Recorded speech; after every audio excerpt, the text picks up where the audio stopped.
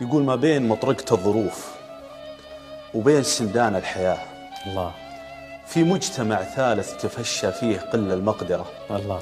حالة فقر بالوازع الديني تثير الانتباه، فيها الفساد أقدم على طعن الضمير بخنجره، الغزو فكري والشباب أهداف بعيون الطغاة اللي تجره في دهاليز الخطا وتحدره.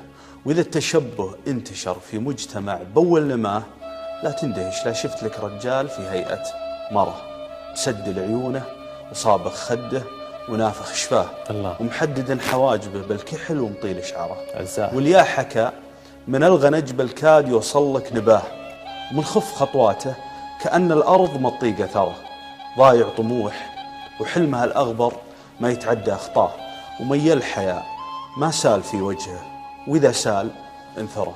مفروض لو يحط له شيله ويلبس له عباه أكرم، لو أن الحالتين تعد أكبر مسخرة. وش موقفه؟ لدقت أجراس المنية في فضاه ثم أعلنت روحه بدون انذار في فج حره. وش موقف أمه أو أبوه اللي يتهكع في عصاه كل ما لمح نظرة معزيجة وسط المقبرة؟ الجرح غاير في جسد لازال يبحث عن دواه، كثر المشاكل ما تعيق إذا الحلول مدبرة. الحل باللي يعصي الشيطان ويطيع الإله ويعفر ذنوبه في ثرى التوبة ويرجو المغفرة. الذنب مثل البحر وإيمان البشر قارب نجاه، والدين كل ما ينكسر فكر الأوادم يجبره. كل شيء في الدنيا يهون إلا التشبه بالفتاة. إلى هنا فكري لمس أخلاقنا ما نعذره. صح.